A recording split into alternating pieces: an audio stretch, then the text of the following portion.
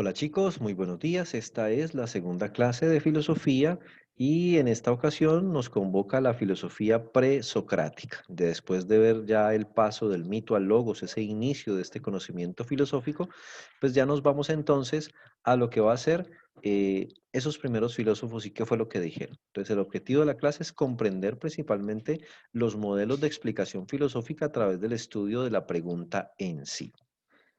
¿Quiénes fueron esos primeros filósofos? Bueno, fueron los que trataron de dar una respuesta a la pregunta acerca del origen de todo cuanto existe. Ahorita lo llamaríamos el universo, pero en entonces lo llamaban el cosmos, ¿no? Y cuál era su constitución. Entonces ya no buscaban la respuesta o aquel principio en esas realidades antropomórficas llamadas los dioses, ¿no? Sino que lo iban a buscar en algo que vamos a llamar physis, la naturaleza. La palabra physis, que significa naturaleza, significaba para los griegos materia originaria o estructura de las cosas o génesis, ¿sí? O la totalidad de lo que aparece. ¿Qué intentaban hacer? Analizar las cosas con un estilo de pensamiento antitético, es decir, argumentando por pares de contrarios, perdón, frío, caliente, lo húmedo, lo seco, y tratando de plantear los problemas en forma de dilemas, ¿sí? Lo uno o lo múltiple, inmutabilidad o movimiento, lo lleno o lo vacío, lo divisible o lo indivisible. Vamos a ver quiénes fueron estos muchachos y qué fue lo que hicieron.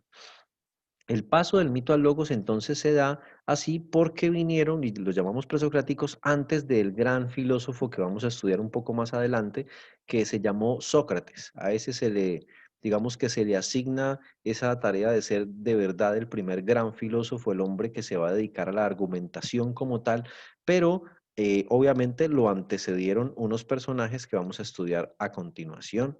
Y recordemos cuál es la pregunta. La pregunta de estos filósofos que vamos a ver es ¿cuál es el principio o arye de todas las cosas? Entonces aquí tenemos palabras nuevas. La palabra arye, que en griego se escribe como está aquí arribita y que se traduce como arge o arye, significa principio, ¿sí? Principio u origen del todo. Y ese principio, pensaban los griegos, estos antes de Sócrates, tenía que estar en la naturaleza. Ahora, ¿cuál será ese principio originario del cual surgió absolutamente todo, ya que no vamos a hablar de los dioses? Aparece entonces la primera escuela y aparece efectivamente en Mileto, el lugar donde nace toda esta narración que estamos contando. Y principalmente de Mileto van a salir tres filósofos, Tales, Anaximandro y Anaxímenes. Vamos a ver qué decía cada uno de ellos. Tales de Mileto nace en 624 a.C. y muere en el 546. Es el fundador de la primera escuela de pensamiento, ¿sí? Digamos que es una escuela dedicada a la racionalización o la reflexión racional sobre el mundo. Y fue considerado uno de los grandes sabios griegos, uno de los grandes siete sabios griegos. Dijo que el arjé o principio del universo o del cosmos es el agua o lo húmedo. Decía también que la tierra era como un plato que flotaba sobre el agua. Entonces aquí tenemos dos cosas bien particulares. Lo primero es que le asigna el nacimiento o el origen del universo, del cosmos, a un elemento de la naturaleza. Pensaba que como el agua era fundamental para la vida, sí, sin el agua el hombre no vive, sin el agua las plantas no crecen, sin el agua los animales tampoco pueden sobrevivir, pues el agua pensaba es el elemento fundamental del que todo tiene que haber surgido. Pero para no alejarse mucho del pensamiento mítico griego que de todas maneras estaba establecido como la religión ortodoxa, lo que dijo fue que todo estaba lleno de dioses, ¿sí? Absolutamente todo. Y digamos que eso le permite conciliar un poco la antigua religión griega con el nuevo pensamiento filosófico. Y también aparece entonces con una cosmovisión, una manera de ver el mundo muy distinta a la que se tenía entonces. Y se atreve a decir que la Tierra era como una especie de plato que flotaba sobre el agua, sobre el elemento originario que había generado absolutamente todo el cosmos. Después aparece Anaximandro de Mileto. Anaximandro nace en el 610 y muere en el 545 a.C. Siempre decimos aproximadamente porque no tenemos una fecha exacta registrada, pero se calcula a través de los textos. Para Anaximandro, el arjé es el apeiron, lo indeterminado. Apeiron significa lo indeterminado en griego. Es decir, que el universo surgió del apeiron, de lo indeterminado, al separarse los contrarios. Anaximandro se daba cuenta que todo lo que estaba en el universo, todo lo que había en el cosmos, estaba puesto en contrarios: hombre, mujer, alto, blanco, alto, bajo, negro, blanco, lo frío, lo húmedo, eh, se separa de lo caliente, entonces todo nace y vuelve al apeiron, ¿sí? Entonces eso quería decir que el apeiron era eterno.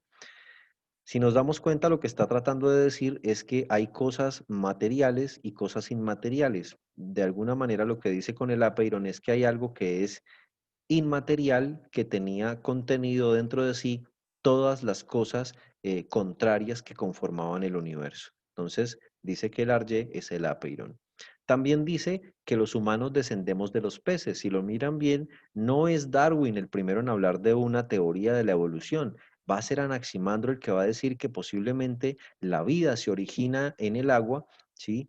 De allí aparecen los peces y luego, tras una evolución del agua, empiezan a salir los animales a la tierra y de allí vienen los seres humanos. Entonces hay una teoría muy distinta a la que se tenía, que simplemente los dioses, ¡pum!, nos habían aparecido allí en el planeta Tierra y ya, ¿no? Él piensa que había una evolución y que todo surgía a partir del Apeiron. Si lo notamos bien, estas particularidades del apeiron, que dice que todo nace y vuelve a él y que el apeiron es eterno, se parece un poco a nuestra visión de esa palabra llamada Dios, ¿no? Esa entidad metafísica que llamamos nosotros Dios.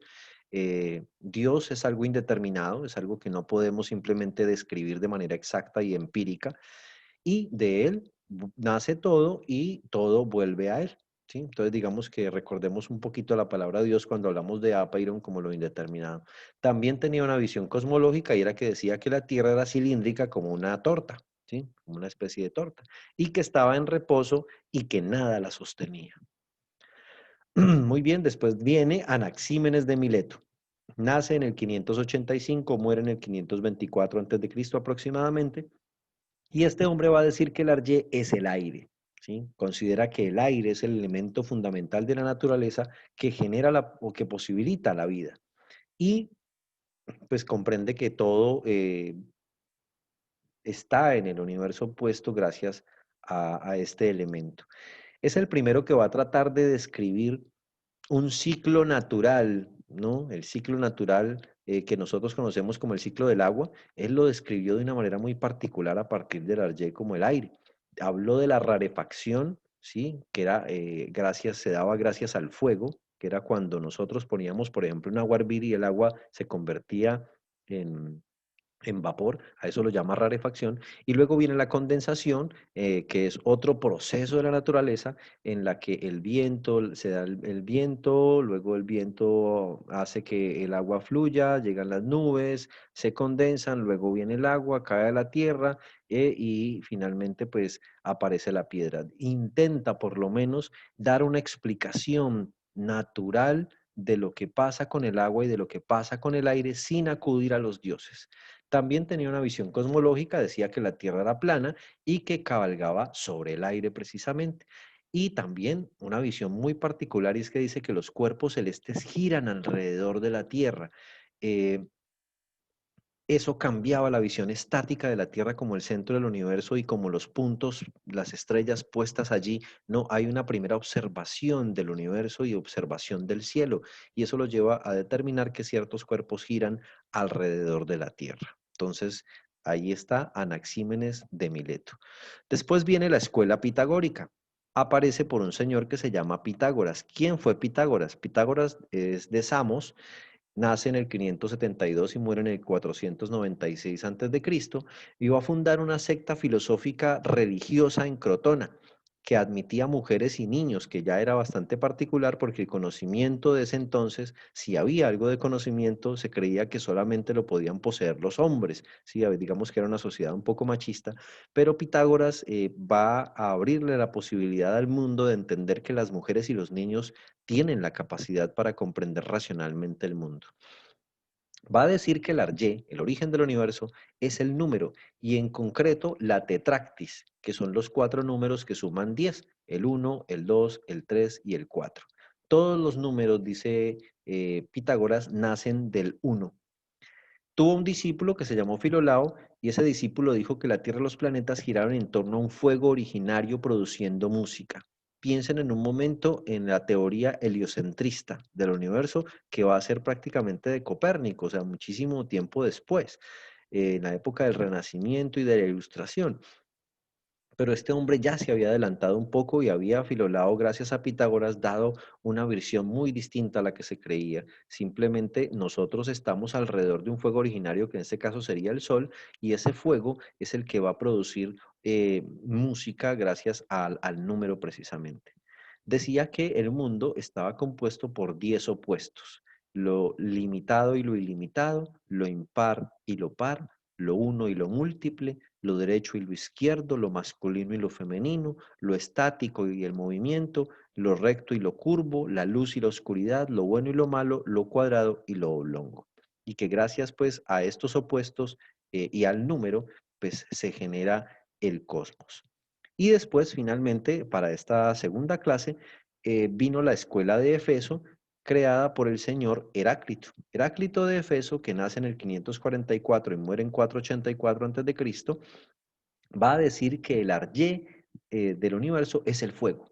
El mundo nace del fuego y muere con él en un eterno retorno. Él se dio cuenta que el fuego tenía la capacidad de transformar las cosas, y al transformar las cosas, comprende entonces que si las cosas cambian, tiene que haber un fuego que nos cambie a todo cuanto existe, ¿sí? Entonces, debido a esa lucha de contrarios de la que hablaban sus antecesores, sus compañeros como Parménides, se produce el cambio. Entonces no es posible, dice en un gran ejemplo, no es posible descender 2 veces al mismo río, o no es posible bañarse 2 veces en el mismo río, porque el río constantemente fluye, porque todo cambia constantemente. Entonces ahí va a aparecer con Heráclito de Efeso un concepto, y es el concepto de devenir. El mundo es un constante devenir, es un constante cambio de las cosas. Decía también que hay una razón o logos que rige el universo, es decir, esto no sale de la nada simplemente porque sí, sino que hay una razón específica para el nacimiento del universo y para el nacimiento de los hombres. Lo que pasa es que los hombres están dormidos y no lo saben. Y pues dice que a la naturaleza de alguna manera le gusta ocultarse. Bien, hasta aquí esta segunda parte de los primeros filósofos presocráticos encargados precisamente de responder a la pregunta: ¿de dónde venimos? Espero que este video les sirva para repasar lo que hemos visto en clase. Nos vemos en el próximo video.